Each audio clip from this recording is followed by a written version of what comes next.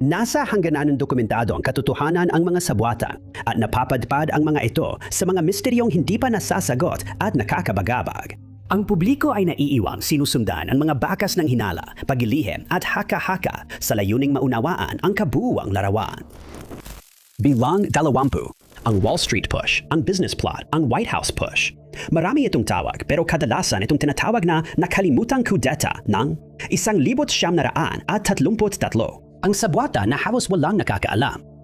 Sa gitna nito ay si Major General Smedley Butler na tinaguriang Fighting Quaker. Siya ay iginagalang bilang isa sa pinaka-pinaparangalan na Marine sa kasaysayan ng Estados Unidos at siya lang ang nag-iisang may hawak ng medalya ng katapangan ng Marine Corps. Siya rin ang nag-iisang tao na tumanggap ng Medal of Honor ng 2 beses para sa magkaibang aksyong militar. Si Butler ang naging matatag na tinig laban sa negosyo ng digmaan. Ang Amerika pagkatapos ng unang digmaang pandaigdig ay puno ng optimismo at kasaganaan. Ang pagmamanupaktura at mga robber baron ay namamayagpag at ang mga oligarko ay kumikita ng mas malaki kaysa dati. Ang hindi reguladong stock market ay namamayagpag din hanggang sa dumating ang 1929 nang bumagsak ang Estados Unidos sa malaking depresyon. Bilang direktang resulta nito, ang unang Franklin D. nabuo ang administrasyon ni Roosevelt at naging maasikaso sa kalagayan ng mga Amerikano na ngayon ay naghihintay sa pila ng libreng pagkain. Dahil diretsong sinisi ng mga Amerikano ang Grand Old Party at si Roosevelt ang nag-ayos ng gulo, sa kanya lumapit ang mga tao. Dito nagsimula ang New Deal kung saan nilika ang mga safety net na nakikita pa rin natin ngayon kabilang ang unemployment insurance at social security. Ngunit dahil sa kanyang demokratikong pananaw at pagpapalaki sa mayamang pamilya, marami sa mga negosyante at oligarko ang hindi natuwa sa napakalaking kapangyarihan at impluwensya ni Roosevelt. Noong Nobyembre ng 1932 siya ay nahalal bilang Pangulo ng Estados Unidos, isang halala na labis na ikinabahala ng mga konserbatibong mamamayan dahil sa takot sa sosyalismo at walang habas na paggastos ng gobyerno. Ang mga pinagsama-samang elementong ito ang magtutulak sa isang kakaibang sabwatan. Si Butler na inilarawan ang sarili bilang isang republikano ay sumuporta sa Partido Demokratiko at pumoto kay Roosevelt sa halalan ng pagkapangulo. Isang taon ang lumipas, nagsimula siyang kondenahin ang kapitalismo at mga bankero. Tinawag din niya ang sarili niya bilang isang upahang maton para sa malalaking negosyo, para sa Wall Street at para sa mga bankero. Nang mapagtanto niya na sa loob ng 33 taon ng kanyang serbisyo, pinangangalagaan niya pala ang interes ng mga korporasyon ng US, imbes na ipagtanggol ang kanyang bansa. Noong 1933 din, kahit na may bago na siyang paniniwala, di umano'y nilapitan si Butler ng isang broker sa Wall Street at pasista na si Gerald Maguire na nagtangkang kumbinsihin siyang pamunuan ang isang kudeta. Ayon sa kanya, inalok siya ni Maguire ng isang hukbo ng mga tao na magmamartsa patungong Washington DC, pati na rin ng pinansyal na suporta. Kung naging matagumpay ang kudeta, magkakaroon si Butler ng halos ganap na kapangyarihan bilang bagong tatag na sekretaryo ng pangkalahatang gawain, habang ang presidente ay magiging isang simbolikong pinuno na lamang. Sa ilalim ng panunumpa, nagpatutuo si Butler sa pahayag na may grupo ng mga negosyante na lumilikha ng isang pasistang organisasyon ng mga veterano upang isagawa ang isang kudeta para pabagsakin si Pangulong Roosevelt. At gusto nilang iluklok siya kapalit ni Roosevelt bilang isang pasistang diktador. Idinawit ni Butler ang ilang malalaking personalidad sa kanyang mga testimonya, kabilang sina Maguire, Robert Clark, Grayson Murphy at Prescott Bush. Bawat isa sa kanila ay itinanggi ang pagkakasangkot.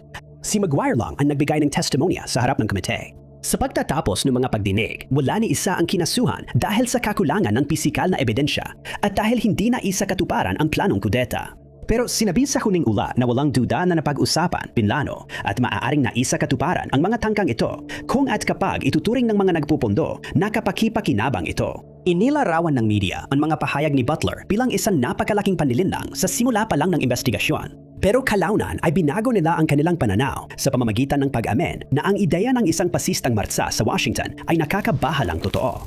Bilang 19, ang Area 51 ay maaring pangalawa sa pinakakilabang pasilidad sa Amerika pagkatapos ng White House. Ang lubos na lihim na pasilidad ay matatagpuan sa Nevada, sa loob ng Nevada Test and Training Range. Ang mga operasyon na nagaganap dito ay hindi alam ng publiko at sinasabi ng USAF na isa lamang itong bukas na training range. Ang pagiging lihim, mataas na seguridad at hindi pagbubunyag tungkol sa establishmentong ito ay nagdulot ng malawakang paghuhula ng mga Amerikano at ng buong mundo na nagtatanong kung ano ito at ano talaga ang nangyayari doon. Ang Area 51 ay nasa sentro ng napakaraming conspiracy theory tungkol sa mga extraterrestrial. Ang pinakasikat na teorya ay nagsasabing itinatago ng gobyerno ng Estados Unidos ang mga sasakyang pangkalawakan ng mga alien at sinusubukang intindihin at kopyahin ang teknolohiya nito. May ilang komunidad ng conspiracy theory na nagsasalita tungkol sa mga katawan ng alien at autopsy na nagpapahiwatig na ang Area 51 ay isang advanced na laboratorio o morgue para sa mga nilalang mula sa kalawakan. Ipinahayag ni Bob Lazar na ayon sa teoryang S4, sa isang hiwalay na pasilidad na konektado sa Area 51, nagtrabaho siya sa mga lumilipad na platito. Madalas ding naiulat ang mga UFO sa lugar na iyon. Ang mga alternatibong talakayan ay tumutukoy sa pananaliksik tungkol sa paglalakbay sa oras at teleportasyon. Kamakailan lang, isang bago at kapanipaniwalang suhestiyon ang pumasok sa isipan ng mga tagahanga ng Area 51 at mga mananaliksik ng extraterrestrial. Itinatanong ng teoryang konspirasyon, paano kung ang Area 51 ay isang painmang talaga?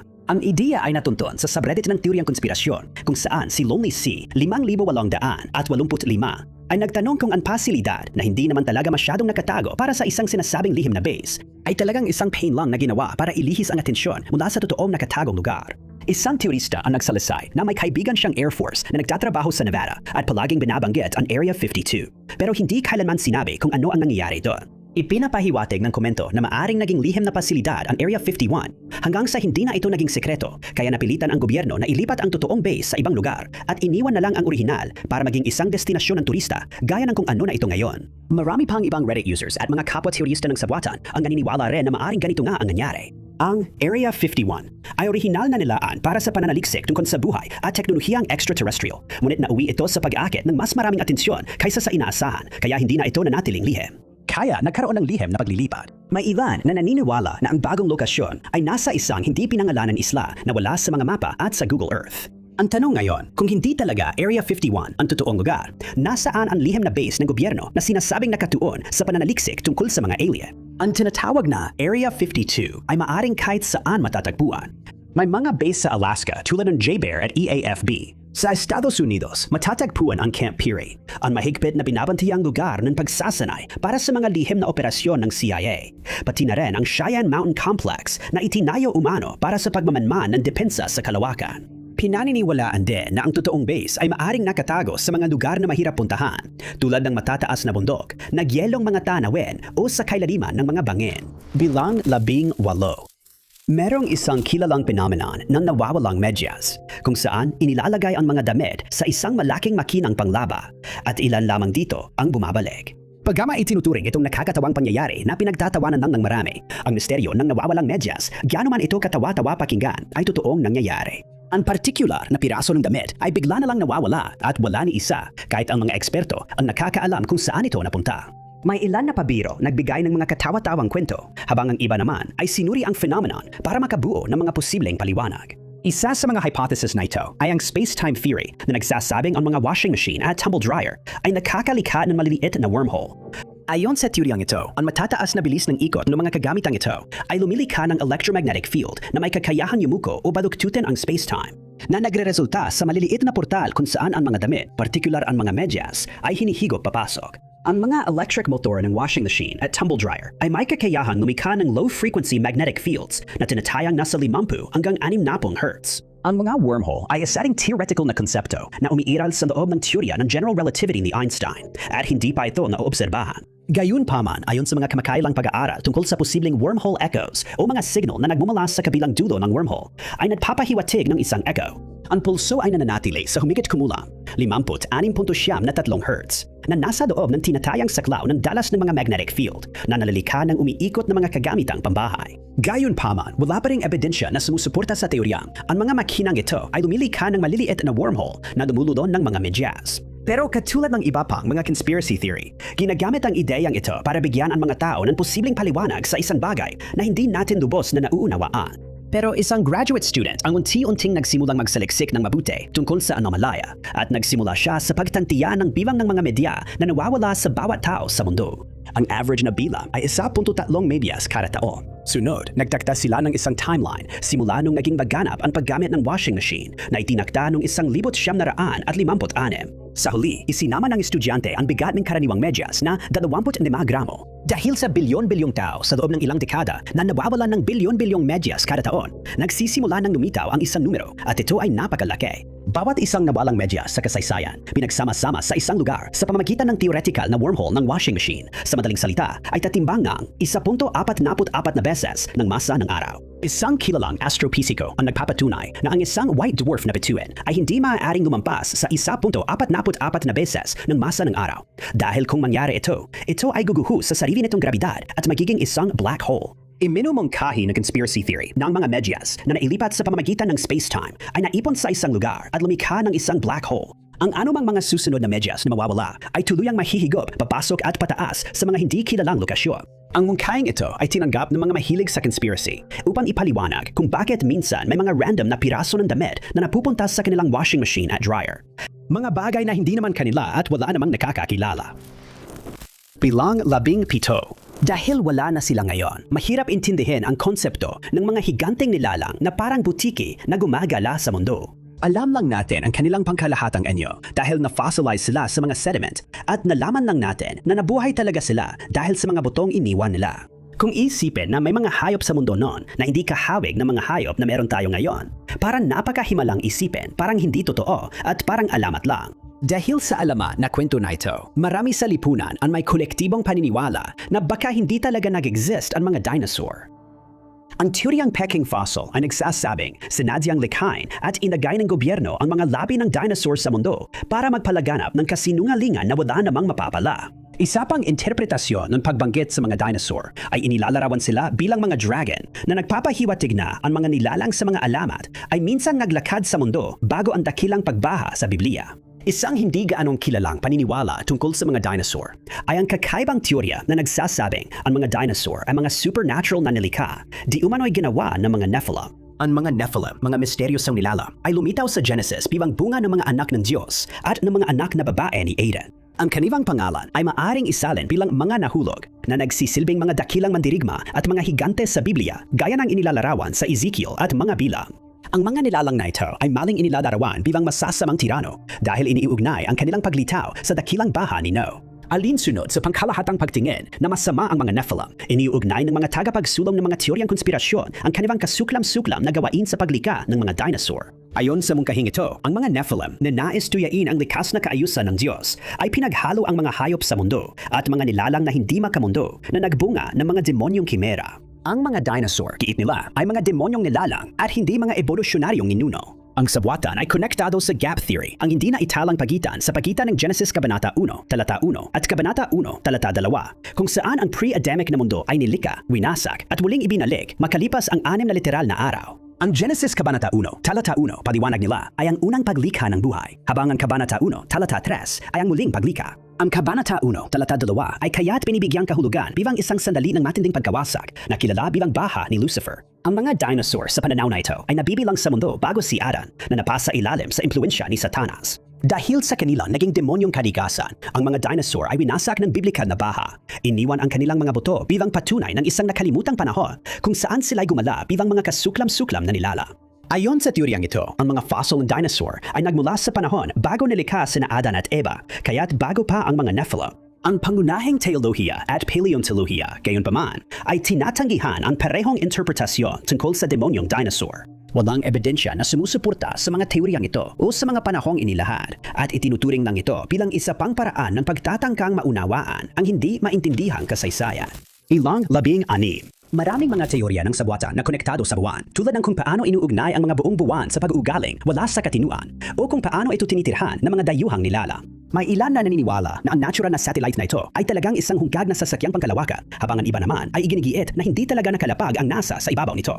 Ang diktador ng Alemanya noong dekada 30 at 40 ay pinagmumulan din ng maraming kwento na mahirap paniwalaan. Kung paano ra hindi talaga siya namatay at sa halip ay nakatakas papuntang Argentina, o kung paano ra nagtayo ang ikatlong Reich ng lihim na base, ang Istasyon 200 at 11 sa Antarctica. May ilan na iginigiit na ang parehong grupong ito ang bumuo ng mga lumilipad na disk, vril, o sasakyang Hanibu na kahawig ng mga sasakyang pangkalawakan ng mga alien. Ipinapalagay din na meron silang mga makabagong teknolohiyang okulto. Ang ikatlong Reich at ang kanilang diktador ay nananatiling mga karakter sa isang teorya ng sabwatan na nagbabalik sa atin sa isang makalangit na nilalang o ang pariralang ang tao sa buwan na nagkakaroon ng panibagong kahulugan. Paniniwala ng mga pangunahing teorista ng sabwatan na, bukod sa iba pa, ang mga National Socialist ng ikatlong Reich ng Alemanya noong dekada 30 at 40 ay nakabuo ng teknolohiya. Lubhang advanced para sa kanilang panahon at nagbigay daan sa kanila na makarating sa mga bituin at maisagawa ang unang paglapag sa buwan sa kasaysayan. Ang ideya ay nabuo matapos ang ikalawang digmaang pandigdig nang kumalat ang balita na may mga German na astronaut na sumakay sa isang sasakyang pangkalawaka, lumabas sa atmosfera at lumapag sa buwan. Isang pangyayari na hindi nila naitala. Ang kakulangan ng ulat, gayunpaman, ay maaring sinadya ng mga nasyonal sosyalista. Ayon sa mga teorista, habang nasa buwan, nagtayo ang hukbo ng isang napakalihim na pasilidad na walang sinuman ang dapat makaalam. Ang konseptong ito na dekada na ang tanda ay nagdulot pa ng haka-haka na tumakas ang diktador papunta sa buwan at doon na ginugol ang natitirang mga araw niya sa isang lihim na base sa ilalim ng lupa, ligtas mula sa galit ng lipunan. Ikinonekta rin ng mga teorista ang ideyang ito sa biglaang pagdami ng mga pagkakakita ng mga lumilipad na platito noong panahong yon. Particular nilang itinuro ang Roswell, New Mexico, ang insidente noong 1947 at iginiit na ang mga nasyonal sosyalista ang may kagagawa nito. Ayon sa mga kaugnay na teorya, nakatagpo para ng hukbo at ng diktador ang iba't ibang lahi ng mga alien sa kanilang mga pakikipagsapalaran. Dahil sa sobrang kasikatan ng mga teoryang ito, noong 1947, sumulat si Robert A. Heinlein ng isang nobelang pinamagatan Rocket Ship Galileo na gumamit ng ilang elemento mula sa mga tsismis. Ang nobela ay sumusunod sa 3 binatilyo at isang siyentipiko na gumawa ng isang rocket na pinapagana ng atomiko na ginamit nila upang lumipad papuntang buwan, kung saan hinarap nila ang iba't ibang magugulong pakikipagsapalaran. Ang aklat ay isinulat pagkatapos lamang ng ikalawang digmaan pandaigdig at sumasalamin sa takot ng panahong iyon tungkol sa paglalakbay sa kalawakan. Isinulat din ito sa parang siyentipikong tama para sa panahon nito at naging mukhang makatotohanan rin kung paano gumana ang paglalakbay sa kalawakan makalipas ang 22 taon nang maganap ang unang naitalang paglapag sa buwan. Ang detalye at katupakan ng Rocket Ship Galileo ni Heinlein ay sapat upang kumbinsihin ang mga naniniwala na talagang nakarating sa buwan ang Third Reich at nay possible lang. Ang diktador ay nagtatago rin doon. Ika-15. Sa loob ng 9 na araw, 1 oras at 32 minuto, simula noong ika-1 ng Abril 2026, isang crew sakay ng Artemis II ang naglakbay papuntang buwan para sa isang lunar flyby. Dinala sila ng biyahe paikot sa buwan at pabalik, kung saan ang mga sakay nito ang naging unang tao na nakasaksi sa kabilang bahagi ng buwan o tinatawag ng marami bilang madilim na bahagi. Ang misyon na ito ang unang pagkakataon sa naitalang kasaysayan na nakuhanan ng litrato ang kabilang bahagi ng buwan na nagbigay daan sa atin dito sa mundo na makita ng malinaw ang ibabaw nitong puno ng mga bunganga. Ngunit nagdala rin ang misyon ng Artemis II ng mga bagong tanong tulad ng bakit sa loob ng 57 taon ay hindi pa tayo muling bumalik sa buwan. Ang opisyal na sagot sa tanong ay bumaba ang interes ng publiko at kasabay nito bumaba rin ang suporta para sa paggalugad ng buwan. Ngunit maaari ring pagtalunan kung bakit pagkatapos lamang ng isang misyon biglang humina ang interes. Para sa mga naniniwala sa mga sabwatan, mas komplikado ang sagot sa tanong kung bakit hindi na tayo bumalik at nagsimula ito sa ideya na hindi tayo bumalik sa buwan dahil hindi naman talaga tayo nakarating doon sa simula pa lang. Katulad ng teoryang peke, ang padlapag sa buwan, may mga nagdududang mamamayan na nagsabing hindi talaga nangyari ang misyon ng Artemis II. Kundi isa na namang palabas lang. Isa na namang panlilinlang para ilihis ang atensyon mula sa mga maling gawain ng mga makapangyarihan at sikat na tao. At epektibo nga ito sa loob ng 10 araw. Mula nang sumakay ang mga astronauta sa rocket, nakatutok ang mata ng publiko sa bawat segundo. Parehong mga optimista at mga nagdududa ay masusing nagmasid sa misyon na mamanghas sa mataas na kalidad ng mga video na ipinapadala pabalik sa daigdig. Para sa mga optimista, ito ay nakaka-inspire at sila'y namangha habang nanonood. Para naman sa mga nagdududa, isa lang itong panibagong kasinungalingan. Green screen lang daw ang ginamit, sabi nila, para gawing background ng isa na namang peking misyon. Isa na naman itong eksena sa set ng pelikulang tinatawag na Amerika. Itinuro ng mga teorista ang mga kakaibang hindi tugma sa mga kuha, mga glitch at mga bagay na parang walang saysay. Halimbawa, itinuro ng ilan ang isa sa mga video ng mga astronaut at kung paano ang buhok ni Christina Koch ay hindi umaasta sa inaasahang paraan. Parang nanigas ito sa posisyon nito na nagdulot ng pagdududa sa buong misyon. Sa isa pang video na napanood ng mahigit 1,000,000 beses, makikita ang mga astronaut na lumulutang sa zero gravity. Pero mabilis na nagkakahaka at itinuro ng mga teorista na parang may mga kawad na lumiletaw sa frame na nagpapahiwatig na nakasabit lang sila sa harap ng isang props. Kumalat din ang mga tsismis tungkol sa AI-generated na footage na pinatibay pa ng tool na pang-check ng watermark ng SYNT ID. Pumasok din sa usapan ang mga argumento tungkol sa mga larawan sa kabilang bahagi ng buwan. May ilan na nag-isip na peke ang mga larawan dahil may liwanag na makikita sa mga ito na ayon sa NASA ay resulta ng pagkaka-align ng araw, buwan at spacecraft. Isa pang tampok na inilahad bilang ebidensya para suportahan ang pahayag na peke ang misyon ng Artemis II ay ang kahawig na mga larawan ng misyon ng Apollo 8 noong 1968 at ng misyon noong 2026. Ang mundo tila ay nasa eksaktong parehong posisyon kaugnay ng buwan gaya noong mga nakaraang taon. Ngunit may isa pang huli pagkakamali na siyang magbibigay ng kredibilidad sa teoryang ito ng sabwata. Isang Freudian slip na sapat para kumbinsihin ang maraming tao na hindi talaga naganap ang misyon ng Artemis II. Sa isang panayam, ang kapitan ng misyon na si Reed Wiseman ay nagbigay ng pahayag na ito na nagsasabing, at inulit ko, ito ang unang pagkakataon na magpapadala tayo ng mga tao sa buwan. Ang misyon ng Artemis II, gayunpaman, ay sanay pangalawang beses na makakarating ang sangkatauhan sa buwan kung totoo nang nangyari ang una ayon sa mga teoryang nagsasabing hindi ito naganap. Bilang 14, noon. 2024, naganap ang dalawa sa pinakamapaminsala natural na kalamidad na naganap ng malapit sa isa't isa sa Estados Unidos. Ang una sa dalawa ay tumama noong ika-26 ng Setyembre sa hilagang kanlurang bahagi ng Florida at tinawag na Bagyong Helene, isang malaki at mapaminsalang tropikal na bagyo. Ang mabilis na paglakas nito ay nagdulot ng matinding pagkasira habang dumaan ito sa Tennessee, Georgia, North Carolina at South Carolina. Malakas ang mga hangin at mabilis ang pagbaha at sa pagtatapos ng pananadasa nito, ito ay nakilala bilang pinaka-nakamamatay na bagyo na tumama sa US mula noong Bagyong Maria.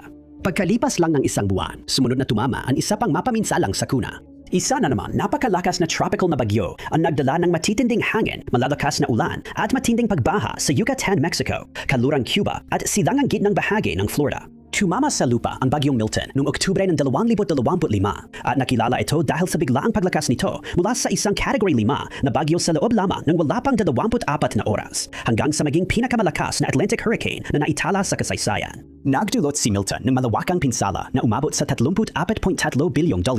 Nasira ang mga infrastruktura at nawala ang mga pananim. At parang hindi pa sapat ang pinsalang dulot ng bagyo. Matapos ang panalawang bagyo, kumalat sa social media ang isang conspiracy theory na hangos sa kilalang chemtrails at teorya na kayang-likay ng gobyerno ang lagay ng panahon. Ipinanukala na ang mga bagyo ay nilikha ng gobyerno ng Estados Unidos at sinadya umanong idaan sa mga piling komunidad bilang bahagi ng isang malaking planong pampolitika. Noon, 2024 panahon ng mga bagyo sa Atlantiko, nagkaroon ng 18 na tinawag na bagyo at 11 na bagyo na para sa ilan ay palatandaan na merong ibang antas ng pagsasaayos na nangyayari sa likod ng mga pangyayari. Sinuri ng mga teorista ang ilang mga lugar na naapektuhan ng mga bagyo noong taong iyon, kabilang na ang mga dinaanan na Helene at Milton. Napagpasyahan nila na ang gobyerno umano ang nagagabay sa mga mapaminsalang bagyong ito patungo sa mga blue states kung saan karamihan ng mga boto ay para sa Democratic Party. Ipinahiwatig nito na ang mga sakuna ay ginawa para sa mga layuning political. Ipinahayag din ng mga naglalabas ng teorya na noong mga nakaraang administrasyon, ang mga bagyo ay ginabayan patungo sa mga red states. Ayon sa mga naglalabas ng teorya, ginagamit ang mga NEXRAD Doppler radar system para gabayan ang mga bagyong tropikal patungo sa mga target. Siyempre, walang matibay na ebidensya para suportahan ito at marami sa mga bagyong ito ay halos hindi nagaganap tuwing o kahit malapit sa mahahalagang eleksyon sa Estados Unidos. Ang tanging tila sumusuportang ebidensya ay nagmula kay Marjorie Taylor Greene na may hindi opisyal na titulo bilang isa sa pinakawalang preno na politiko sa Estados Unidos. Nag-post siya sa social media ng isang mapa na nagpapakita ng timog silangang bahagi ng US. May caption na, ito ay isang mapa ng mga lugar na apektado ng bagyo na may overlay ng electoral map ayon sa partidong politikal na nagpapakita kung paano maaaring maapektuhan ng pinsala ng bagyo ang eleksyon. Ipinapahiwatig dito ni Greene na ang Democratic Party ang nagpasimuno ng mga bagyong tumama sa mga lugar na karamihan ay Republican. May mga alternatibong bersyon ng kakaibang conspiracy theory na ito na nagsasabing palihim na binabago ng National Oceanic and Atmospheric Administration ang panahon. At bilang direktang resulta nito, ang solar geoengineering ay nagdulot ng mas malalalang bagyo. Ang mga walang basehang paratan na ito ay naging laganap, kaya napilitan ang NOAA na harapin ang sitwasyon ng direkta. Gumawa at naglabas sila ng isang fact sheet na tumutugon at nagpapasinungaling sa bawat isa sa mga paratang na ito. Nagbibigay ng detalyadong paliwanag kung paano gumagana ang panahon at iginiit na wala silang kinalaman sa matitinding bagyo na. Batay sa aktual na pag-aaral, tila walang pinipili. Bilang 13. Matatagpuan sa Orient Point, New York. Ito ay isang pasilidad na nagsilbing depensa ng bansa laban sa aksidente o sinadyang pagpasok ng mga sakit ng hayop na maaaring magmula sa ibang bansa. Tinawag itong Plum Island Animal Disease Center, kung saan nagtipon ang mga siyentipiko ng PIADC na nagtulungan sa iba't ibang mahahalagang paghahanda laban sa paggalat ng sakit. Kabilang narito ang pagtugon, mga bakuna at mga lunas, pagtuklas, pagsusuri at mga teknolohiya para sa pag-decontaminate. Ilan sa mga pangunahing layunin ng sentro ay ang pagpigil sa African swine fever at paghanap ng mga paraan para maiwasan o magamot ang sakit na hand, foot, and mouth. Ang isla ang tanging may imbaka ng bakuna laban sa hand, foot, and mouth disease sa buong Estados Unidos. Itinatag ito noong 1954 at tumagal ng 71 taon. Upisya na nagsara noong 2025 upang lumipat sa bagong base ng misyon sa Manhattan, Kansas, na nakalaan para sa mas advanced na National Bio and Agro Defense Facility. Pero ang Plum Island Animal Disease Center ay hindi maaring umiral o mawala nang hindi nakakaakit ng mga hula, teorya at mga kakaibang pahayag tungkol sa mga nangyayaring kaganapan sa loob nito. Ayon sa isang teorya ng sabuatan, ang pangkalahatang pagnalarawan ng pasilidad ay isang pagpapanggap lamang na sinasabing walang totoong pananaliksik tungkol sa sakit na nagaganap dito. Sa halip, sinasabi ng mga nagtataguyod ng teorya na dito sa pasilidad na ito nililika ng mga siyentipiko ang mga hybrid na hayop-tao. Isa sa mga nabigong eksperimento umano ay ang Montauk Monster noong 2008. Noong taginit na yon, isang kakaibang laman ng hayop ang inanod sa baybayin ng Long Island. Tinawag ito ng mga lokal na Montauk Monster at agad na naging sentro ng atensyon ng mga cryptozoologist. Inilarawan itong walang balahibo at ang hugis ng katawan ay parang raccoon, aso o baboy. Pinaniniwalaan na ang halimaw ay nagmula sa kalapit na pasilidad ng Plum Island. Maaaring bilang isang nabigong eksperimento, itinapon sa dagat o nakatakas mula sa mga eksperimento. Isa pang teoryang konspirasyon ang nagsasabing ang mga siyentipiko na nagtrabaho sa pasilidad na ito ay mga pambansang siyentipiko na, katulad ng teorya tungkol sa mga alien sa buwan, ay nagde-develop ng teknolohiyang alien. Sa isang mas kapani-paniwalang usapan, iminungkahi ng mga teorista na ang Plum Island ay isang lihim na lugar kung saan gumagawa ang gobyerno ng mga sandatang biyolohikal tulad ng Lyme disease. Noong 2019, itinuro ng mga nagdududa mula sa publiko ang pasilidad na ito bilang pinagmulan ng Lyme disease sa Amerika.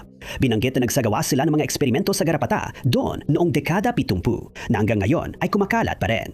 Kahit matagal nang napatunayang hindi totoo, may isang buong komunidad na naniwala na sinadya talagang pagkawalan ang Lyme disease para sa mga layuning pampulitika at para subukan ito bilang posibleng sandatang biyolohiko. Ang Plum Island ay naiugnay pa sa iba pang mga walang basehang teorya ng sabuatan. Taiwan para tawagin itong Horror Island. Naging paksa ito ng mga sumunod na sulatin at patuloy na haka-haka tungkol sa mga lihim na pasilidad na sinusuportahan ng misteryosong gobyerno. Numero 2. Ang insidente sa Roswell ay isa sa mga pinakakilalang at pinakamatibay na dokumentadong pangyayari na may kinalaman sa mga UFO at mga sabuatan tungkol sa mga nilalang mula sa ibang planeta. Noon, 1947, isang tibalubong pangmataas na altitude ang gumagsak malapit sa Roswell, New Mexico na naging dahilan upang rumisponde ang United States Air Force sa lugar upang kunin ang gumagsak na bagay. Ang naging reaksyon dito ay nagpasimula ng napakaraming teorya ng sabuatan kung saan ang mga nagdududa ay nagmungkahi na may kinalaman ang mga alien dito. Lalo pang pinalakas ng militar ang lumalaking interes ng publiko sa pamamagitan ng pag-aangkin na ang mga debris ay mula sa isang lumilipad na disk. Kalaunan, binawi nila ang kanilang ohinang na pahayag at inanunsyo na ang mga bahagi ay mula sa isang weather balloon na bahagi ng top secret na proyektong Mogul na layuning matukoy ang mga nuclear test ng Soviet. Gayunpaman, hindi sapat ang pagbawi nila upang mapatigil ang malawakang mga teorya ng sabuatan at sa katunayan, lalo pa nitong pinatindi ang mga ito dahil marami ang naniwala na tinatangka na ngayon ng gobyerno na pagtakpan ang pag-iral ng mga alien. Nangyari rin ang insidente sa panahon ng kasikatan ng mga flying saucer sa bansa kung saan maraming ulat tungkol sa mga kakaibang bagay sa kalangitan at mga bisitang mula sa ibang planeta. Sa gitna ng kasabikan tungkol sa mga alien, ang insidente sa Roswell ay nadala ng iba pang mga posibleng paliwanag na inimbento ng mga tagapagpalaganap ng teorya ng sabuatan na naghahanap ng paliwanag sa kung ano talaga ang nangyari doon. Isang paliwanag ang nagtanong, ang mga Soviet nga ba ang nasa likod ng Roswell UFO? Lumitaw ang tanong na ito matapos ang isang salaysay mula sa isang hindi pinangalanang pinagmulan na nagpakilalang isang inhinyero mula sa kumpanyang kilala bilang EG&G. Ang kumpanya ay nagtrabaho sa Area 51, ang sinasabing lihim na base kung saan isinasagawa ang mga eksperimento sa mga alien at pagkuha ng kanilang teknolohiya. Ayon sa pinagmulan na ito, inaral niya ang mga dabi ng bumagsak na sasakyan sa Roswell kasama ang 4 pang ininyero ng EG&G. At base sa kanyang nakita at sarili niyang opinyon tungkol dito, nabuo niya ang idea na ang insidente sa Roswell ay may kinalaman sa mga Soviets. Noong panahon ng Cold War, sinabi niya na sinamantala ng mga Soviets ang mga ginagawang pagsasaliksik sa flying wing aircraft na dinedevelop ng 2 German socialist, sina Walter at Raymar Horten. Ayon sa mga ulat, nakagawa sila ng isang disc-shaped na bagay na may kakayahang lumipad ng palihim at makaiwas sa radar detection. Sinasabing pinino ng militar ng Estados Unidos ang teknolohiyang iyon dun sa Area 51. Sa mga sumunod na dekada, naglabas ang militar ng mga eroplanong hindi pa natin nakita noon, kabilang nga ang F-117 na ginawa bilang isang stealth na attack aircraft. Nagsimulang mabahala ang mga lider ng Soviet matapos makita ang mabilis na pag-unlad ng teknolohiya ng kanilang mga kariba, kabilang nga ang paglika at paggamit ng unang atomic warhead. Ang insidente sa Roswell, ayo sa hindi nagpakilalang impormante, ang insidente ay nilikha ng Unyong Soviet bilang babala na kaya nilang magpasimula ng isang UFO hoax na magdudulot ng takot sa lahat ng Amerikano. Isang takot na naitanim na ng War of the Worlds na radio broadcast ilang taon nang nakalipas. Ayon sa impormante, lumikha ang mga Soviet ng isang mothership na naglalaman ng mas madaliit na lumilipad na disk. Noong araw ng insidente sa Roswell, ang sinasabing mothership ay lumutang sa rehiyon ng Alaska, nagpakawala ng mga drone. Isa sa mga sasakyan iyon ay pumasok sa impapawid ng Estados Unidos at sa hindi malamang dahilan ay bumagsak sa Roswell. Sa loob nito ay may mga taong binago sa biolohikal na paraan, may malalaking ulo at malalaking mata. Sinasabing sila ay bunga ng isang eksperimento na isinagawa ng isang baliw na siyentipiko, si Joseph Mengele. Ang mga taong comatose ay kalaunang inilipad sa Area 51. Naniniwala ang mga taga-sunod ng conspiracy theory na ang paliwanag na ito ay tumutugma sa insidente sa Roswell, kabilang na ang biglaang pagdami ng mga ulat tungkol sa UFO na ayon sa hindi nagpakilalang pahayag ay mga maliliit na drone na inidalabas mula sa mothership. Ayon sa teoryang ito, nakuha ng mga Soviet ang eksaktong layunin nila. Kumalat ang takot sa buong Amerika at maraming mamamayan ang naniwalang inaatake sila ng isang dayuhang uri mula sa kalawakan. Pinalakas pa ang takot ng unang pahayag ng militar na nagsabing ang bagay na natagpuan sa Roswell ay isang lumilipad na disk. Kasunod ng pahayag at pagkalat ng mga teorya, kumalat ang tsismis na ang paliwanag tungkol sa weather balloon ay isang pagtatakip lang. Bilang 11, noon, ika-5 ng Mayo, 2026, sa gitna ng dumaraming kakaibang mga pahayag, ang kalihim ng depensa na si Pete Hegseth ang nagbigay ng kakaibang pahayag sa publiko na nagsabing hindi ko makumpirma o maitanggi kung meron kaming mga kamikaze na dolphin. Pero maaari kong kumpirmahin na wala sila. Ang tinutukoy niyang sila ay ang Iran at ang pahayag na ito ay ginawa niya sa isang panayam kung saan binanggit ng isang reporter ang isang tsismis tungkol sa umano'y paggamit ng Iran ng mga kamikaze na dolphin. Ayon sa teoryang konspirasyon, maaring pinag-aaralan ng militar ng Iran ang paggamit ng mga dolphin na may kasamang pampasabog upang atakihin ang mga barkong pandigma ng Estados Unidos sa Strait of Hormuz kung saan may nagaganap na labanan. Lalong lumaganap ang usap-usapan 2 dekada na ang nakalipas matapos ang mga ulat na bumili ang Iran ng mga dolphin na sinanay para sa militar mula sa dating Soviet Union noong 2000. Ayon sa ulat, ang mga dolphin na pangdigma ay nagmula umano sa pasilidad sa Crimea sa pamamagitan ng dating taga-sanay na nagtatangkang makalikom ng pondo upang mapagpatuloy ang pagpapakain sa mga hayop. Ayon sa mga teorya, ang mga dolphin ay sinanay umano upang direktang umatake sa mga barko at mga diver. Sa ilalim ng kontrol ng Iran na yon, pinaniniwalaan na maaari na silang lagyan ng mga sandata na tututok sa mga nanghihimasok sa ilalim ng dagat. Bagaman parang galing sa mga sci-fi na pelikula ang konseptong ito, napag-alaman na ang mga marine mammal na ito ay napakatalino at talagang nagamit na sila sa mga operasyong militar noon at hindi lang ang Soviet Union ang gumawa nito. Nagsanay din ang hukbong dagat ng Estados Unidos ng mga dolphin kasama ang mga sea lion para sa mga sitwasyon ng depensa sa ilalim ng dagat, partikular sa pagtuklas ng mga mina, pagkuha ng mga bagay sa ilalim ng dagat at depensa laban sa mga diver. Ayon sa ulat, hindi raw sila kailanman nilagyan ng mga sandata. Ang mapanlibak at pabirong tuno ni Hegseth ang naging sapat para kumbinsihin ang marami na maaaring may mas malalim pang kwento kaysa sa handang sabihin ng gobyerno. Ang tawa na hindi ko makumpirma o maitanggi kung meron kaming mga kamikaze na dolphin ay tila tumutukoy sa ideya na posible ngang may ganitong sandata ang Estados Unidos. Sa simula ng panayam, nagkomento rin si Hegseth, hindi ko pa naririnig ang tungkol sa kamikaze na dolphin. Parang mga pating na may laser beams, di ba? Simula noon, masusing sinusuri ng media ang mga opisyal na pahayag ng Estados Unidos. Ang pagtanggi na may kamikaze dolphins ang Iran ay tinitingnan bilang isang paraan ng pagpapaliit sa mga ulat kaysa isang kumpirmasyong batay sa katotohanan. Simula noon, umagong sa social media ang usapan tungkol sa panayam at tinitingnan ang nakakatawang tono bilang nerbyosong tawa, isang karaniwang patatandaan ng panlilinlang. Lalo pang pinapalakas ng patuloy na alamat sa internet ang mga haka-haka na nagsasabing may 3 crude dolphins ng hukbong dagat ng Estados Unidos na sinanay para sa labanan ang nawala noong tumama ang Hurricane Katrina. Ang teoryang sabwata na nagpaplanong gamitin ng Iran ang ganitong mga sandata ay wala talagang sapat na ebidensya. Numero 10. Isang archaeological na lugar sa Malta ang nagdulot ng kalituhan sa mga mananaliksik dahil hindi na matukoy kung sino ang lumikha ng lugar na ito o kung para saan ito ginamit ng mga taong nanirahan doon libo-libong taon na ang nakalipas. Ang tinutukoy na lugar ay tinatawag na Hypogeum ng Houssaphlian at ito ay matatagpuan malapit sa Grand Harbor ng Valletta sa Malta. Kahanga-hanga ang kasaysayan ng pagkakatuklas nito dahil walang nakakaalam na ito ay umiiral hanggang sa ito ay natuklasan ng hindi sinasadya. Noon, 1,902, isang mason ang inatasang magtayo ng mga bahay sa lugar at siya ay abala sa paglalagay ng pundasyon ng mga gusaling ito. Habang siya ay naghuhukay sa lupa, hindi sinasadyang nabasag niya ang bubong ng Hypogeum of Houssaphlian, ngunit wala siyang ideya na nakagawa siya ng isang mahalagang makasaysayang tuklas. Nang surin ang lugar, natuklasan na malaking bahagi ng itaas na palapag ng gusali ay nasira na ng mga sinimulang konstruksyon. Ngunit hindi lahat ay nawala dahil napag-alaman din na buo pa ang mga mas mababang palapag. Agad na nagsimula ang paghuhukay at noong 1903 at tatlong naging pag-aari ng isang mamamayan ang lugar. At sa loob ng susunod na 8 taon, hinukay ng mga arkeologo ang mas marami pang bahagi ng complex hanggat maaari at natuklasan na ito ay itinayo na may tatlong magkakaibang palapad. Hindi alam ng mga historiador kung paano uunawain ang mas salimuot na estruktura dahil tila isa itong uri ng laberinto na nagdadala sa iba't ibang mga silid. Nakita rin nila ang mga pasilyo at maliliit na sulok sa complex, ngunit hindi sila sigurado kung para saan ginagamit ang mga silid na ito. Ang buong laberinto ay may ingat na inukit mula sa limestone at ang ilan sa pagkakagawa ay natuklasan napakataas ng kalidad. Napakaayos at eksakto ng ilan sa mga pagkakagawa sa bato at wala tayong idea kung paano ito nagawa gamit ang mga sinaunang kasangkapan libo-libong taon na ang nakalipas. Habang nagpapatuloy ang paghuhukay, ibang bilog na hukay ang natagpuan sa iba't ibang bukas na lugar at pinaniniwalaan na ginamit ang mga lugar na ito sa mga seremonya ng pagsamba. Ngunit dahil sa kakaibang pagkakagawa ng hypogeum ng House Saflied, may ibang tao na may ibang teorya tungkol sa tunay nitong layunin. Naniwala ang ilang mga historiador na ang particular na paraan ng pagkakagawa ay pinili upang mapahusay ang mga katangiang akustiko ng complex dahil ang mga silid ay tila nakaayos para sa mga tiyak na frequency spectrum. Kung ganito nga ang kaso, maaring ang hypogeum ng House Saflied ay isa sa mga pinakamatandang estrukturang nilikha na may layuning pagandahin ang tunog ng mga instrumentong pangmusika. Habang ang mismong estruktura ay misteryoso, ilan sa mga relikyang natagpuan doon ay kakaiba rin.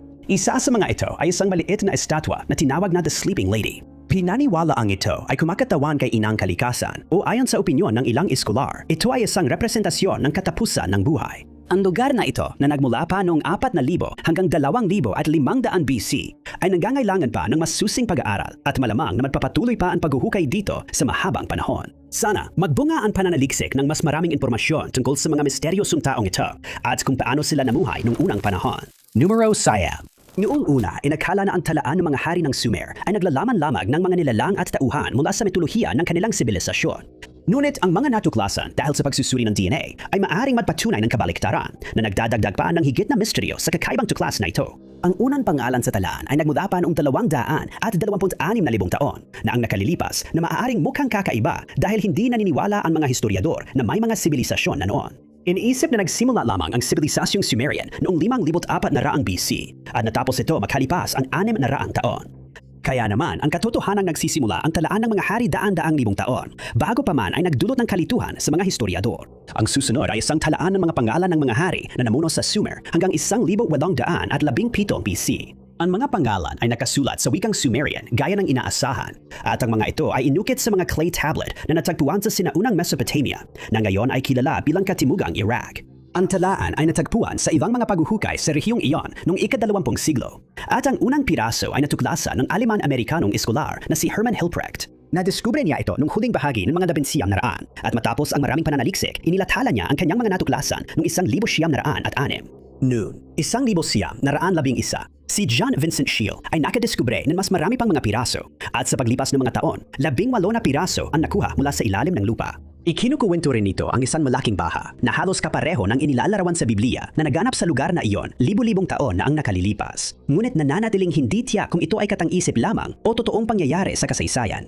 Ang dahilan kung bakit napakakaiba ng talaan ng mga haring Sumerian ay ang katotohanan ang ilan sa mga haring nabanggit bago ang malaking baha ay sinasabing namuno ng libo-libong taon na siyempre ay imposibleng mangyari. 8 sa mga haring nabanggit ay namuno noong kabuuang 100 taon na nagresulta sa ilang tao na nagsasabing ang talaan ay katang-isip lamang o nagsasalaysay ng mitolohiya mula sa panahong iyon.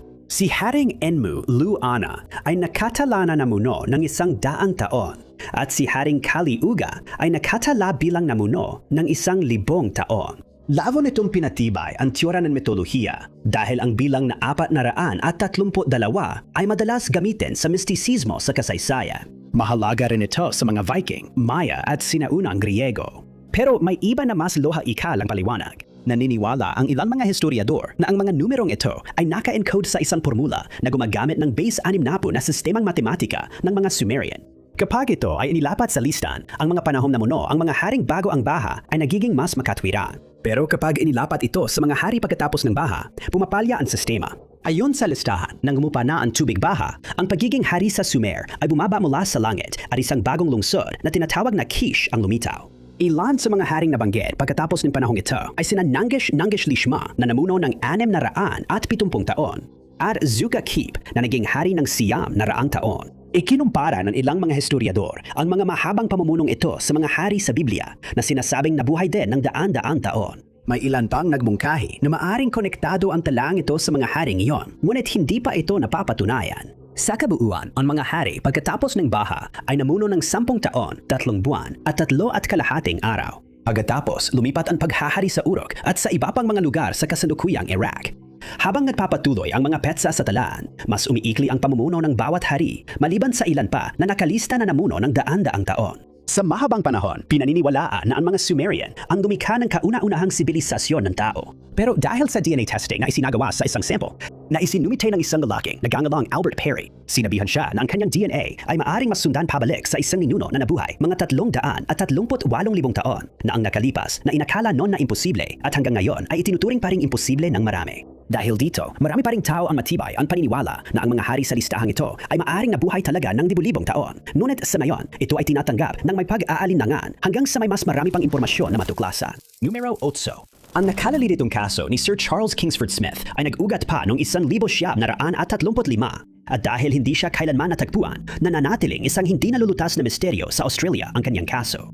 Si Smith ay nakilala talaga nung nabubuhay pa siya dahil kinikilala siya bilang isang eksperto sa paglipad na may taglay na malaking karisma. Ang kanyang karera ay puno ng mga tagumpay na wala pang ibang nakagawa noon. Tulad ng paglipad sa buong Australia nang hindi tumitigil.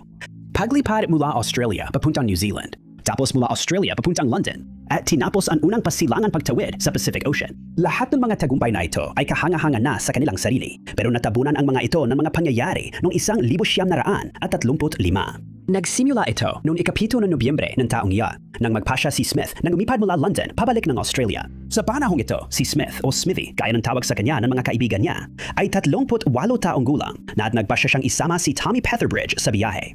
At nang gabing iyon, habang lumulubog ang araw, lumipad ang dalawa gamit ang isang single-engine na eroplano na tinatawag na Lady Southern Cross.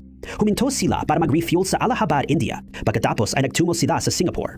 Nakita sila sa impapawid habang lumipad sila sa tabi ng isa pang piloto, si Jimmy Melrose, na agad nagulat nang nakita niya dahil sobrang nasiyahan siya na makita ang sikat na magka-partner. Pinaniwalaan na si Melrose ang huling tao nakakita kina Smith at Petherbridge bago sila nawala. Dapat tandaan na matapos muntik nang mamatay si Smith habang lumilipad sa ibabaw ng Bondi Beach nung binata pa siya, nagkaroon siya ng takot sa tubig o aquaphobia. Ibig sabihin nito, tuwing lumilipad siya sa ibabaw ng tubig, madali siyang atakihin ng matinding kaba or panic attack. Ngunit nananatiling hindi alam kung may kinalaman ito sa kanyang pagkawala. Ngunit mukhang malabo dahil may kasama siyang co-pilot na maaring agad na kumuha ng kontrol sa eroplano kung kinakailangan. Nang hindi nakarating ang dalawa sa kanilang destinasyon, maraming teorya ang lumitaw tungkol sa kung ano ang maaaring nangyari sa kanila. Karamihan sa mga tao ay inakala na bumagsak ang kanilang eroplano sa matataas na puno sa Ai Island sa Myanmar at may magandang dahilan para dito. Ang mapa na ginagamit ni Smith ay wala pang Ai Island kaya maaring nakalimutan niya na sa daraanan niya ito. Bukod pa rito, isa sa mga paa ng undercarriage ng eroplano ay natagpuan sa isla mga 18 buwan matapos mawala ang dalawa. 3 buwan matapos silang mawala, may isa pang piloto na nag-ulat na nakita niya ang ilang matataas na puno sa isla na naputol sa kalahati. Ngunit dahil wala nang ibang labi ng eroplano na natagpuan, hindi matukoy kung dulot ito ng pagbagsak ng eroplano ni Smith. May ilang naniniwala na ang undercarriage ay inanud lang papunta sa isla at na ang eroplano ni Smith ay bumagsak talaga sa mas malayong bahagi sa timog. Mula noon, ilang tao na, kabilang na ang historiador na si Ian McKenzie, ang naghanap sa isla para sa karagdagang mga palatandaan, ngunit nabigo sila. Dahil wala nang ibang natagpuan, ang pagkawala ni na Smith at Petherbridge ay hindi kailanman nalutas at maaring hindi na malalaman ang mga pangyayari noong gabing iyon. Pang-7. Laging nakakabahala kapag may ebidensyang natagpuan na ang isang taong inaakalang patay na ay buhay pa pala sa ibang lugar nang hindi alam ng kanilang mga kaibigan at pamilya. Bagamat hindi pa napatunayan ng tiyak na nabuhay si Herschel Greenspan matapos ang ikalawang digmaang pandaigdig, may isang litrato na tila nagpapahiwatig na iyon nga ang nangyari. Greenspan, na nagmula sa Hanover, Germany, ay hindi kailanman opisyal na naging mamamayan ng Germany. Dahil sa batas ng pagkamamamayan ng Germany noong 1913 na nagsasaad na ang isang batang ipinanganak sa Germany ay maaari lamang maging mamamayan kung parehong ipinanganak doon ang kanilang mga magulang. Sa halip, naging mamamayan siya ng Poland kasama ang buong pamilya niya pagkatapos ng unang digmaang pandigdig.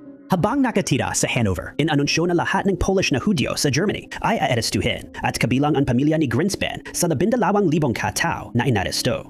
Lahat ng kanilang ari-arian at lupa ay kinumpiska at napilitan silang bumalik sa Poland sakay ng tren. Pagdating nila sa hangganan, kinailangan nilang maglakad ng mga 2 milya para marating ang lungsod. Ngunit tinanggihan silang papasukin at kinailangan nilang manatili sa hangganan kung saan inalagaan sila ng Red Cross. Napakasama ng kalagayan doon at maraming tao ang nakasakit. Hindi na matiis ni Greenspan ang ganitong uri ng pagtrato, kaya nagbalak siya ng masama. Matapos makakuha ng pera, bumili siya ng baril at naglakbay papunta sa embahada ng Alemanya sa Paris. Hiniling niyang makausap ang opisyal ng embahada na nagkukunwaring siya ay isang espiya at may mahalagang impormasyong ibabahagi. Sinabi niya na ibibigay lamang niya ang impormasyon sa embahador na tinawag niyang kanyang ekselensya. Ngunit kinailangan niyang makontento na makausap si Ernst von Rath, isang junior na opisyal. Dinala siya sa opisina ni Von Rath kung saan tinanong siya tungkol sa impormasyong sinasabi niya. Ngunit sa halip, inilabas ni Greenspan ang kanyang baril at nagpaputok. Agad siyang inaresto at buo niyang inamin ang krimen. Naging parang isang sikat na tao si Greenspan dahil sa kanyang padalos-dalos na ginawa at nagbigay siya ng ilang panayang habang nakakulong sa Fresnes Prison sa Paris. Nagsikap ang prosekusyon na maibalik siya sa Alemanya upang harapin ang paglilitis, ngunit tumanggi ang pamahalaang Pranses. Sa huli ay inilipat siya sa Burgas, ngunit habang siya at ilang iba pang mga bilanggo ay inililipat doon, inatake sila ng mga eroplanong Aleman. Ilan sa mga bilanggo ay nakatakas sa gitna ng kaguluhan na naganap at inakala na sumama si Greenspan sa kanila dahil hindi siya kabilang sa mga nakarating sa Burgas. Kung nalaman niya ito, manabang ay tumakas siya.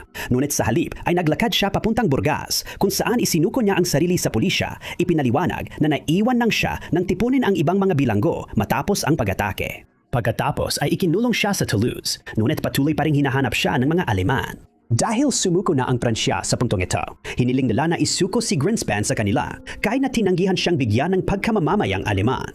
Hindi tuwaltol ang pamahalaang Pranses sa kahilingang ito, at ikinulong si Greenspan sa Prince Albrecht Strasse. Sa kalaunan, inilipat siya sa Magdeburg, ngunit nananatiling hindi alam ang kanyang sinapit pagkatapos nito.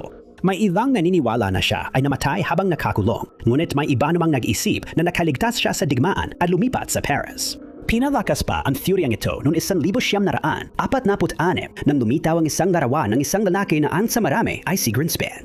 Ang larawan ay kuha sa Alemanya at kahit na hindi kailanman nakumpirma na itong na si Greenspan, marami pa ring naniniwala na nagpatuloy siyang mabuhay ng matagal nang hindi natutuklasan ng mga autoridad ng Alemanya. Teng-anim, ilang dekada nang nag-ulat ang mga tauhan ng militar na nakakakita sila ng mga kakaibang ilaw sa kalangitan at ang hindi pa nare-resolbang kaso ng pagkawala ng 2 piloto, sina Felix Moncla at Robert Wilson ay hindi naiiba. Nangyari ang insidente noong gabi ng ika-23 ng Nobyembre, 1953. Ayon sa lahat ng ulat, maunos ang gabing iyon at ang mga miyembro ng US Air Defense Command na nakaistasyon malapit sa hangganan ng Canada ay naging mapaghinala nang mapansin nilang may lumalapit na sasakyang panghipapawid sa kanilang kagamitang radar. Sa una, inakala nilang maaring isang Canadian na sasakyang panghimpapawid iyon.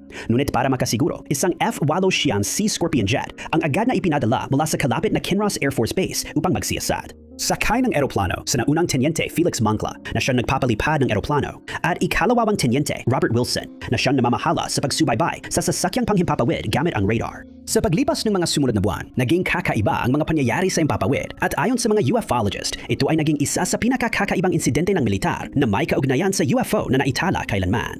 Inakala na magiging madali lang hanapin ang sasakyang panghimpapawid, ngunit hindi iyon ang nangyari. Pagkaalis ng jet, nahirapan si Wilson na subaybayan ang sasakyang panghimpapawid gamit ang radar dahil palagi itong nagpapalit ng direksyon. Ipinasa ito sa mga tauhan sa lupa na agad namang nagsimulan magbigay ng direksyon kay Moncla.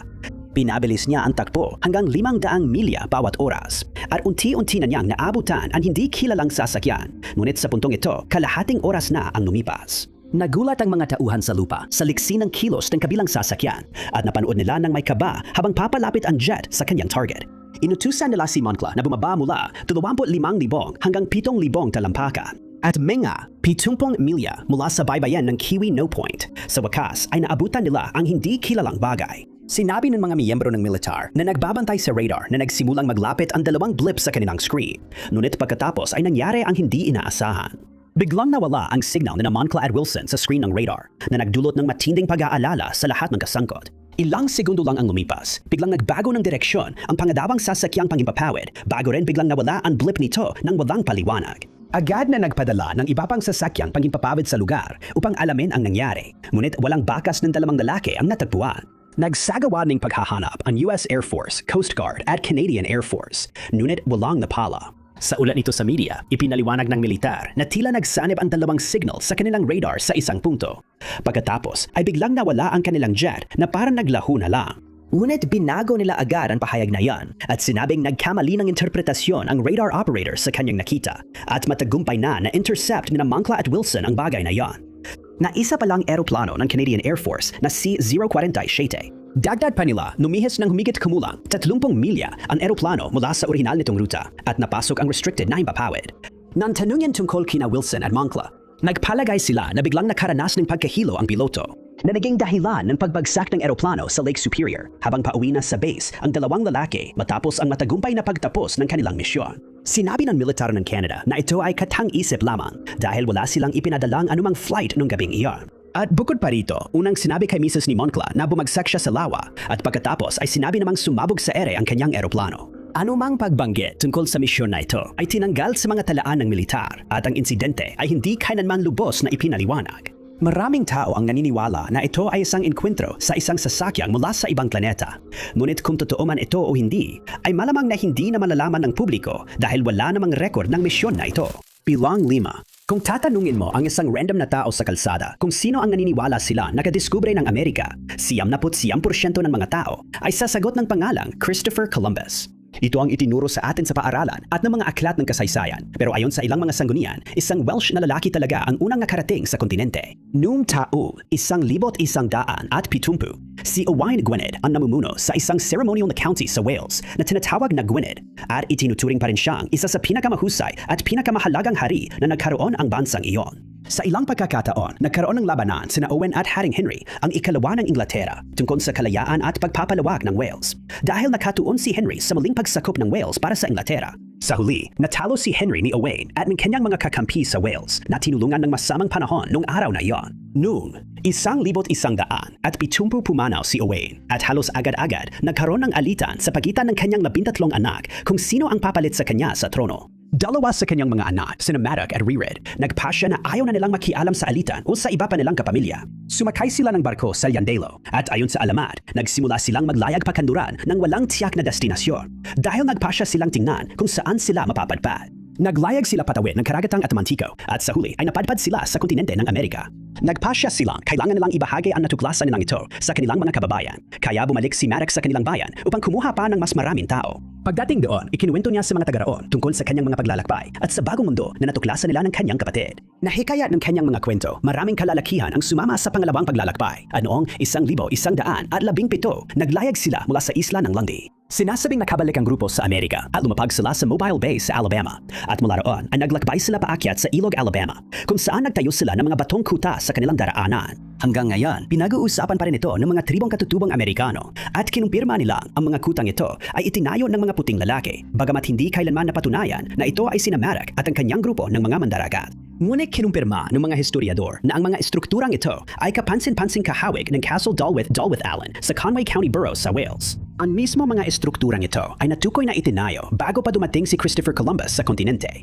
Kaya marami ang naniniwala na si Madoc ang tunay na nakadiskubre nito. Hindi na maling nakita sina Madoc, Rered o alinman sa kanilang mga tauhan at pinagpapalagay na nagpasya silang manatili sa Amerika kung saan nagsimula silang mamuhay bilang bahagi ng isang katutubong tribo. Pang-apat. Ang Seth Material ay isang aklat na isinulat ni Jane Roberts at ng kanyang asawa na si Robert Batts. Ngunit kakaiba ito sa lahat ng ibang aklat na nailatala dahil inaangkin nilang naglalaman ito ng kanilang pakikipag-usap sa isang nilalang na tinatawag na Seth. Nagsinima ang kwentong ito noong 1963 nang maisipan ni Jane at Robert na magsagawa ng pananaliksik para sa isang aklat na sinusulat ni Robert tungkol sa extrasensory perception. Bumili sila ng Ouija board at nagsimulang mag-eksperimento upang malaman kung totoo nga ba ang mga sabi-sabi tungkol sa mga board na ito. Hindi nila alam na magbabago na pala ng tuluyan ang kanilang mga buhay. No. Ika-3 ng Desyembre ng taon yon, nagsimula silang makipag-usap sa isang lalaking nilalang na nagpakilalang ang pangalan niya ay Seth. Sinimulan nilang isulat ang mga pag-uusap na ito, ngunit kalaunan, si Jane ay nagsimulang tumanggap ng mga mensahe kahit wala ng Ouija board na para bang ipinapasok na lang ito direkta sa kanyang isipan. Ibig sabihin, hindi na kailangan ang board dahil si Jane ay pwede nang direktang ipasa ang mga mensahe kay Robert na siya namang sumusulat ng mga ito. Ipinaliwanag ni Seth na isa siyang nilalang na purong enerhiya at wala na siyang interes sa pisikal na mundo. Dagdag pa niya, natapos na niya ang lahat ng kanyang reinkarnasyon sa mundo at ngayon ay namumuhay na siya sa isang alternatibong antas ng pag-iral. At higit pa rito, ang impormasyong ibinahagi niya sa mag-asawa ay naibigay na rin sa maraming tao noon. Ngunit sa bawat bagong henerasyon, inuulit niya at ng iba pang mga nilal ang kanilang mga mensahe. Mukhang pamilyar si Seth sa makabagong pananalita at sinabi ni Jane na sa maraming pagkakataon matapos siyang makipag-usap kay Seth, hindi niya maalala na ginawa niya iyon o uminom ng wine habang nag-uusap sila. Habang maraming mensahe ang natanggap mula kay Seth, ang pangunahing layunin niya ay turuan si Jane at ang buong mundo na kaya nilang likayin ang sarili nilang realidad sa pamamagitan lamang ng kanilang mga iniisip at paniniwala. Ipinaliwanag din niya na totoong-totoo ang reinkarnasyon at isa ito sa mga pangunahing prinsipyo ng pag-iiral. Tungkol naman sa bawat tao na lumilihan ng sarili nilang realidad, nagbigay siya ng paliwanag kung paano ito gumagana. Ang panloob na ego ng sinumang tao ang responsible sa paglika ng kanilang pisikal na anyo at ng pisikal na kapaligiran sa paligid nila. Ang mga karanasang pinagdadaanan nila ay tinutukoy ng kanilang mga inasahan, paniniwala at pag-uugali, at ang mga ito ay nililikha ng panlabas na ego. Sa madaling salita, ipinaliwanag ni Seth na bawat tao ay nararanasan ang buhay na kanilang pinagtutuunan ng pansin at maaari lamang itong mabago kapag nagpasya silang baguhin ang kanilang mga inaasahan at paniniwala. Pinalawak pa ito ni Jane na nagsabing ang pisikal na kapaligiran sa paligid natin ay nililikha ng ating isipan. Ang mga kaisipang ito ay pinupuno ng enerhiya na nagmumula sa isipan ng nakararami at sa mga pangyayaring nararanasan natin bilang grupo o individual.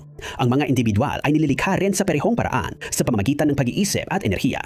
Dagdag pa rito, sinabi ni Seth na walang simula o katapusan ang realidad at nangakong ang sinumang susunod sa kanya ay makakaranas ng binagong kamalayan at mga pakikipagsapalaran na hindi nila kailanman naisip na mangyayari. Nagpatuloy ang mga sesyon na ito sa loob pa ng 21 taon hanggang sa pumanaw si Jane noong 1984.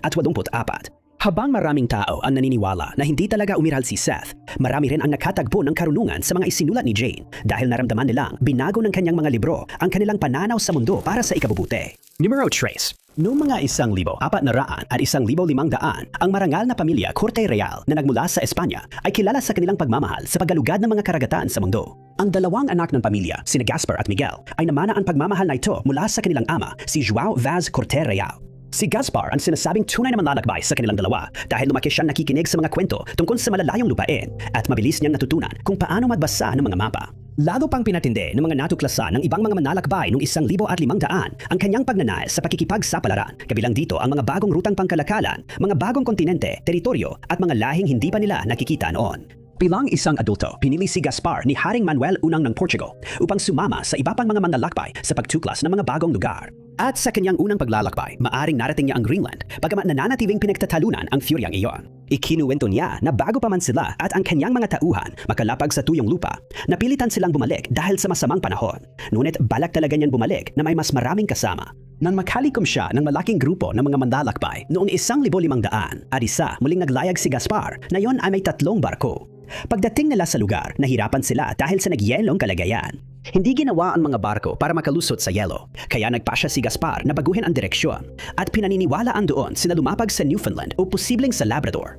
Naging matagumpay ang ekspedisyon at dinala ni Gaspar pabalik sa Portugal ang humigit kumumang 60 tao na naninirahan sa lugar na iyon. Ngunit may nangyaring hindi natin alam sa kanilang paglalakbay dahil ligtas na nakarating ang 2 pang barko, ngunit ang kay Gaspar ay hindi na natagpuan. Hindi matanggap ni Miguel na basta na lang nawala ang kanyang kapatid at dahil mahilig din siya sa pakikipagsapalaran at pinangakuan siya ng bahagi ng natuklasang lupa, nagpasya siyang magsagawa ng paghahanap kay Gaspar. No, 1,500 nagtipon siya ng panibagong grupo ng mga mandaragat at may 3 barko ay naglayag mula Lisbon. Bumalik siya sa lugar kung saan huling nakita ang kanyang kapatid na nangangahulugang kailangan nilang tahakin ng kanyang mga tauhan, ang parehong nagyayulong dagat na dinaanan ni Gaspar at ng kanyang mga kasama. Hindi ito naging malaking problema dahil narating nila ang lugar ng walang gaanong abala. Ngunit pagkatapos, nakagawa si Miguel ng isang nakamamatay na pagkakamali. Nagpasya siya na kailangan nilang mas mabilis na masakop ang mas malaking lugar, kaya iniutos niyang maghiwa-hiwalay ang 3 barko. Nagkasundo silang makita sa isang tiyak na lugar sa kalagitnaan ng Agosto ng taong iyon at 2 barko nga ang dumating, ngunit ang kay Miguel ay nawala tulad ng sa kanyang mga kapatid. Pinaniniwalaan na maaring ang kanyang barko ay nasira nang hindi na kayang ayusin dahil sa yelo o lumubog ito sa gitna ng bagyo. Hindi sumuko ang pamilya Corte-Corterio. Noong 1,503, nagpadala ang kanilang kapatid na si Vasco Anes ng 2 barko sa parehong lugar upang hanapin ang mga kapatid dahil hindi siya pinayagang sumama sa ekspedisyon na maiintindihan naman. At may ilang mga historiador na nagpalagay na maaring isa o pareho sa magkapatid ang nagpasya na hindi na bumalik sa Portugal at namuhay ng matagal sa isa sa mga lugar na ito. Ngunit hindi ito kailanman napatunayan at ang mga historiador ay maaari lamang magpalagay kung ano nga ba talaga ang nangyari sa magkapatid na Corte-Corte Real noong mga siglong nakalipas. Pangalawa, sinasabing ang mga taong bell beaker ay naging mahalaga sa pagdadala ng panahon ng bronze sa Britanya at maaring sila rin ang tumulong sa muling pagdidisenyo ng Stonehenge. Ngunit kakaunti talaga ang alam natin tungkol sa sibilisasyong ito at sa paraan ng kanilang pamumuhay. Ngayon, pinaniniwalaan na dahil sa pagsusuri ng DNA, dumating ang mga taong bell beaker sa Britanya sa pagitan ng 2,400 at 2,600 BC at ang kanilang pagdating ang nagwakas sa panahong Neolitiko. Bukod pa rito, sinasabi na halos napalitan ng kanilang DNA ang DNA ng orihinal na mga naninirahan sa Britanya, na ibig sabihin halos wala ng koneksyon ang mga orihinal na naninirahan sa isla sa mga modernong tao na nakatira roon na yon. Ito ay natukoy sa isang pag-aaral na ikinumpara ang DNA ng mga taong inilibing sa Britanya bago at pagkatapos dumating ang mga misteryosong taong ito. Ang pangunahing mananaliksik, Professor Ian Barn, iniulat na ang DNA na natagpuan sa mga labi ng mga taong inilibing matapos ang kanilang pagdating ay kapansin-pansing na iiba kumpara sa mga orihinal na naninirahan, na nagmumungkahi na nagkaroon ng malawakang pagpapalit ng populasyon. Ang mga taong bell beaker ay tinawag ng ganitong pangalan dahil sa kanilang natatanging estilo ng palayok. Mga 4,500 taon na ang nakalipas, nagsimula silang gumawa ng mga palayok na hugis kampana na hindi pa nakikita noon at unang nakita sa kasalukuyang Espanya at Portugal. Mabilis na naging uso ang estilong ito sa Europa at makalipas ang isang siglo, unang nakita ito sa Britanya. Bagamat walang matibay na paliwanag para dito, iminungkahi ng mga eskolar na ang mga taong bell beaker ay nasa proseso ng malawakang migrasyon at dala nila ang ganitong estilo ng palayok saan man sila magpunta. Sa loob ng ilang daang taon, mas marami pang mga taong bell beaker ang dumating sa Britanya at hindi nagtagal, halos napalitan na nila ang DNA ng mga orihinal na naninirahan sa lugar. May ideya pa nga tayo kung ano ang hitsura nila. Dahil sa DNA na sinuri, naniniwala ang mga mananaliksik na sila ay may maputing balat, mapusyaw na buhok at mapupusyaw na kulay ng mga mata. Noong dumating sila, ang mga katutubo ng Britanya ay karaniwang may kayumangging mga mata, kayumangging buhok at ulibong kulay ng balat na tiyak na hindi na ganon ngayon. Mukhang sinusuportahan nito ang teorya na unti-unting napalitan ang mga orihinal na naninirahan dahil ang mga taong bell beaker ay nagkaroon ng mga anak sa mga katutubo na kalaunan ay nawala na sa kasaysayan. Tungkol naman sa pinagmulan ng mga taong bell beaker, unang inakala na sila ay nagmula sa Liberia, ngunit hindi sigurado ang mga eksperto tungkol dito. At iminungkahi rin na sila ay naghalos sa mga mangangaso at tagapanggalap sa Europa bago maglakbay papuntang Britanya, na nanggangahulugan na nabago na rin ang kanilang DNA bago pa sila dumating. Hindi karaniwan na ang DNA ng isang grupo ay tuluyang manibabaw at mapalitan ang iba, ngunit naniniwala ang ilang eskular na may paliwanag dito. Iniisip nila na maaring may sumiklab na epidemya at nagdulot ito ng trahedya. Malaking posibilidad na ang mga tao ng bell beaker ay immune sa epekto ng sakit at ang mga orihinal na Briton ay hindi. Kaya naman, nagpatuloy sa pag-unlad ang mga tao ng bell beaker habang ang mga Briton ay nalugmok sa salot, dahilan upang unti-unting nabawasan ang bakas ng kanilang DNA sa paglipas ng maraming taon. May mga nagsasabi pa nga na sinimula nilang gamitin ang Stonehenge at marami pang ibang Neolithic na lugar na itinayo sa Britanya at maaaring may kinalaman sila sa muling pagdidisenyo ng tanyag na monumento, bagamat hindi pa ito napatutunayan. Ipinakilala nila sa mga katutubo sa Britanya ang paggawa ng metal, pamamana at ang kakaiba nilang estilo ng palayok. Kung mapapatunayan man ang alinman sa mga ito, maaaring mabago nito ang mga aklat ng kasaysayan na alam natin ngayon. Pero sa ngayon, marami pa tayong kailangang matutunan tungkol sa mga sinaunang tao ng bell beaker. Numero 1. Sa paglipas ng mga siglo, nakatuklas ang mga arkeologo ng mga kamangha-manghang artipakto na tila walang paliwanag. Ang ilan ay natagpuan sa mga hindi inaasahang lugar kung saan hindi sila dapat naroon, habang ang iba naman ay ginawa ng mga tao hindi pa natin naririnig noon. Sinasabing ang ilan ay naglalaman ng mga sumpa at ang iba naman ay may mga larawan ng mga hayop at bagay na hindi pa natin matukoy. Dahilan upang maniwala ang ilan na ito ay nilika ng mga nilalang mula sa ibang mundo o mga sibilisasyong na wala na sa kasaysayan. Meron ding mga artipakto na sinasabing sinapian o inaalihan ng masamang espiritu. Karaniwan, ang mga ulat na ito ay tinatanggap na may pag-aalinlangan. Ngunit maraming bisita sa seksyong Ehipsyo ng Manchester Museum ang nananatiling kumbinsido na isa sa mga artipaktong nakadisplay doon ay may sariling isipan. Ang tinutukoy na bagay ay isang estatwetang pangdibing mula sa Middle Kingdom na nakadisplay sa isang glass case sa museo. Noong una, inisip lang na isa ito sa daan-daang sinaunang artipakto ng Ehipto na natuklasan sa paglipas ng mga taon. Ngunit isang araw, nagbago ang lahat ng iyon. Pebrero ng 2013, ang curator ng museo na si Campbell Price ay gumagabay sa isang grupong naglilibot sa seksyon ng Ehipto nang mapansin niya ang isang kakaibang bagay na hindi dapat mangyari. Ang estatwete na tinatawag na Nab Sinu ay inilibing sana kasama ng Peraon noong sinaunang panahon dahil pinaniniwalaan na magsisilbi itong pangalawang sisidlan ng espiritu ng Peraon sakaling masira ang kanyang mummy. Dapat tandaan na ang mummy at ang estatwete ay na-donate sa museo noong 1933 at mula noon ay magkahiwalay na silang iningatan. Noong araw na iyon, nagulat si Price nang mapansin niyang nakaharap sa maling direksyon ang artipakto at wala siyang maipaliwanag kung bakit. Tinanong niya ang iba pang mga staff sa museo kung may naggalaw ba nito pero wala naman. Bukod pa dito, iiwan lang ang may susi sa particular na lalagyan na iyon pero wala namang gagalaw sa estatwa nang hindi muna nagpapaalam sa kanya. Binuksan niya ang lalagyan, ibinalik ang estatwa sa orihinal nitong posisyon at uling nilock ang lalagyan. Kinabukasan, nakaharap na naman ito sa ibang direksyon at kinabukasan ulit, gumalaw na naman ito. Naniniwala siya na dapat ay may lohika na paliwanag dito tulad ng mga pagyanig na hindi nila nararamdaman ng kanyang mga bisita. Pero wala namang ibang artipakto sa parehong lalagyan ang gumalaw kaya't naguluhan si Price. Dahil pinaginalaan na may taong nakapagbukas ng lalagyan, tinutukan ito ng camera at kukuha ito ng litrato bawat minuto. Nang suriin ang mga larawan, namangha ang mga tauhan ng museo nang makita nilang umiikot ang artipakto ng kusa habang ang iba ay nanatiling hindi gumagalaw. Iminungkahi na maaring dulot ng magkaibang alitan ang pag-ikot na tiyak na isang makatwirang paliwanag, ngunit nanatiling nagdududa si Price. Iniulat niya na matagal nang nakalagay ang estatwete sa parehong lalagyan at hindi pa ito kailanman nailipat noon, na hindi sana mangyayari kung ganitong uri ng alitan ang dahilan. Maraming eksperto na ang nagbigay ng opinyon tungkol sa teoryang ito, ngunit wala pang nakakapagpaliwanag kung bakit biglang nagkaganito ang artepakto, gayong dati naman itong nananatiling hindi gumagalaw. Nananatili pa rin itong nakadisplay ngayon para makita ng kahit sino. Kung sapat ang tapang nila, syempre. Maraming salamat sa panonood mga kaibigan. Kung nagustuhan ninyo ang video na ito, siguraduhin pindutin ang like button. Huwag niyo ring kalimutan mag-subscribe at i-click ang notification bell para lagi kayong updated sa mga susunod naming uploads. Ako nga pala si Ty Knots at makikita tayo muli sa susunod.